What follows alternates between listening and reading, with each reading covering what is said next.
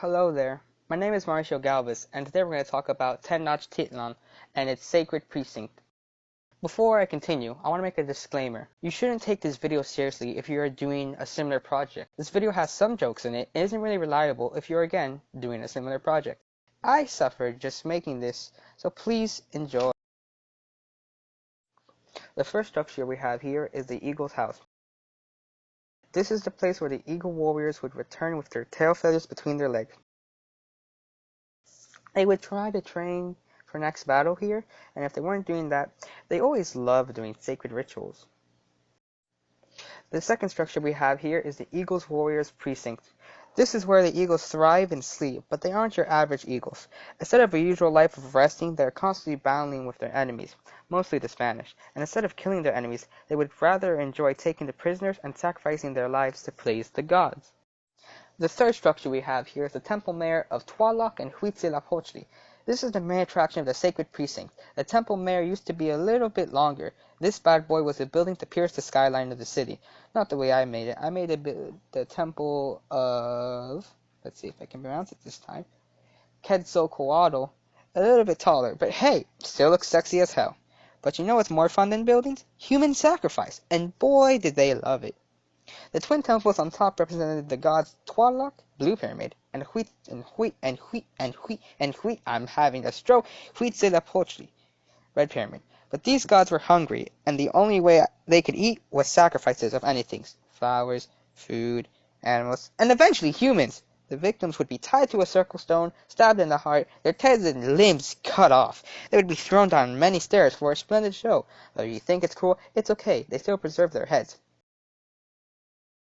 It's kind of like a weird trophy case. The fourth structure is the Precinct of Ocelot Knights. Okay, so apparently they're called Jaguar Knights and not Fairy Defenders, but they still protect Tenochtitlan. Even though their decisions were questionable, for example, they would dress in a jaguar-looking dresses because they thought it would grant them power throughout the war.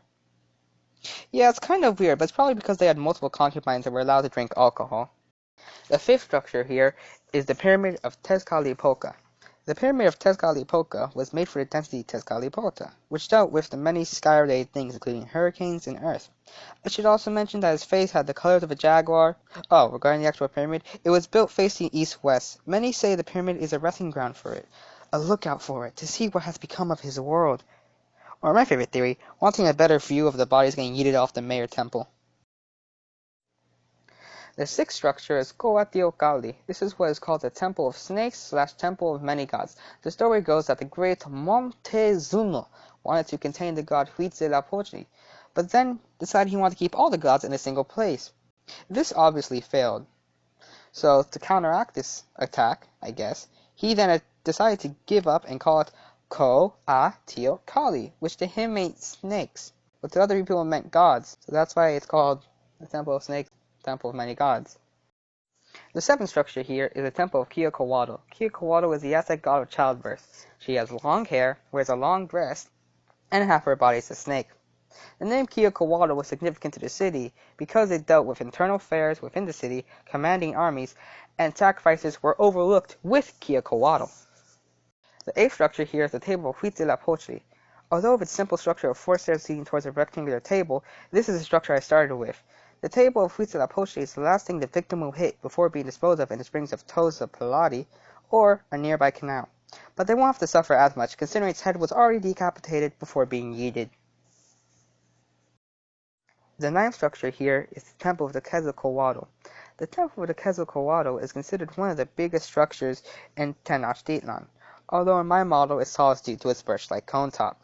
The modern name is called the Temple of the Feathered Serpent due to the structures on the side of its 6 layers, which, in my model, is 4 layers. More than 200 dead bodies can be found around it, and as of 2003, they found a tunnel underneath the structure that could have explained where previous bodies could have gone. The 10th structure we have here is the Chicomacoatl. I'm going to give my own opinion on the architecture of this building. Not because I haven't in a while, but because I need to drag this out. I don't know why this building is the same as the temple of the Chihuicoatl, Coatlicue, and the Xochiquetzal. Yes, they all It looks nice, but all of them have different stories regarding their inspiration and influence. It would be nice if they were just all different. I mean, it'd be more work for in building this, but I would have enjoyed it. It was kind of lazy just copying this over and over and over again. I don't know, I just had to say that. With that being said, let me continue to talk about the Chicomecolato. Her name means seven serpents because of the way she brings masses of corn quickly. But if the harvest was horrible that year, she would be blamed for it, and people would continue to have this bias for the rest of the year. The 11th structure here is the Xochiquetzal. This lady is responsible for birthing the first four known Aztec gods. Many people, mostly women, would worship her temple for endless love or sometimes fertility. She is considered to be the beginning of beauty and love. She also seduced a priest and turned him into a scorpion, but hey, what do you expect from the seductive god? The 12th structure here is the Calmecac. The Calmecac was a school for Aztec men and boys in Tenochtitlan. Within the school, they would receive immense training in both military tactics and general religion knowledge. The school was mostly for elites, but sometimes they let commoners in for the sole purpose to make them look generous. Something that the Calmecac is made for was the teaching and dedication towards the Quetzalcoatl. If you forgot, the Quetzalcoatl is not only for its Calmec structure, but rather political meetings and human sacrifice. The 13th structure is platform. There were three structures I wasn't able to find information on, but based on their location, I can make an inference to what the structures could have been used for. Platform 1 is in front of the Tenochtitlan, next to the Calmecac and the Talachi. It could have been a place where young teens hung out. At least I think. I saw the word gladiator sacrifice being tossed around there in my research. The 14th structure is the Tenochtitlan. So apparently the statue is related to a festival, and there were supposed to be people within the statue structure. But I just straight in put balls, because I thought it was more aesthetic than people.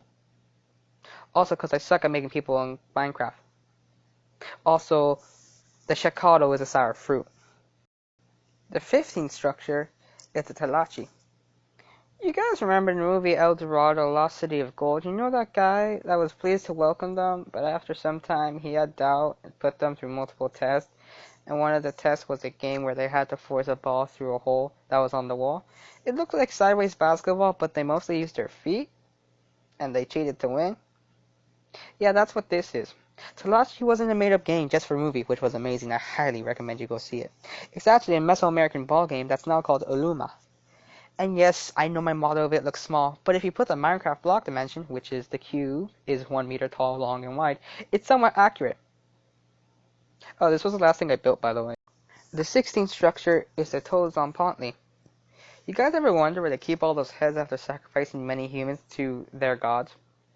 Yeah, it was on this rack that looked dope as hell. In real life, not the way I built it, though.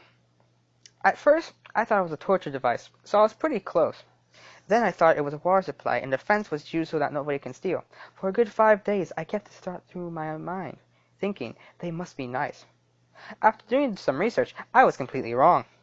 And why I didn't put skulls on it was because I did my research after I built everything. The 17th structure is platform number 2. Hey look, it's platform number 2. The 18th structure was the Tos Palati. Gladiatorial sacrifices is where gladiators would fight each other until one perishes. Sometimes they would let a prisoner or a war captive release with the gladiators. The reason gladiator sacrifices are related to this is because the bodies were thrown into here. The Tos Pilates is a spring.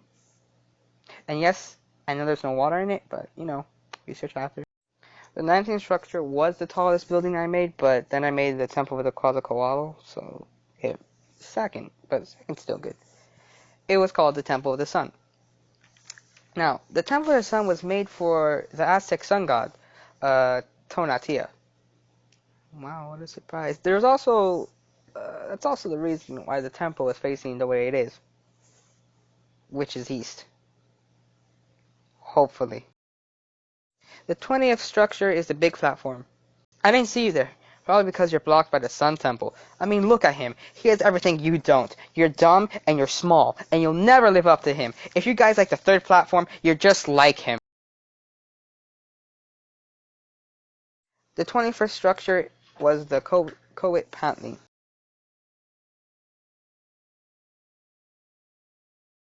The Tenochtitlan is the wall that surrounds the sacred precinct.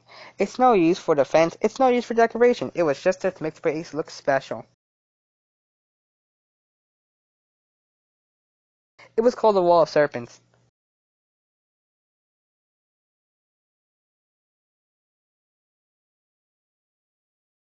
Also in 81 there was another wall found, but we don't care about that. Wow, wasn't that just dreadful? But in all seriousness, I personally enjoyed this project, for not only did it help me have more of an understanding of the city Tenochtitlan, but I had fun doing it. It allowed me to express some bit of creativity whilst having fun. Thank you, Miss, for assigning this project. I really enjoyed it. You go. Get out of here. Leave. The first structure we have here is called the Eagle's House. This is a place where the Eagle Warrior. The third structure we have here is the Temple of Tlaloc and Huitzilopochtli. Huitzilopochtli. The third structure we have. The third structure we have is the third structure we have here. Temple Mayor of Oh, it's not even Tlaloc. It's Tlaloc. Oh, this is the is Temple Mayor of Tlal. The third structure we have here is the third structure we have here. The third structure we have here is the Temple Mayor of Tlaloc and Huitzilopochtli. Finally. Quetzalcoatl. I cannot pronounce this. Quetzalcoatl. Queso, mozzarella, queso. The eighth structure here is the table Huitzilopochtli. Although with its simple structure of 4 stairs leading towards a rectangular table, this is the big truck. The 18th structure is Tos Pilati.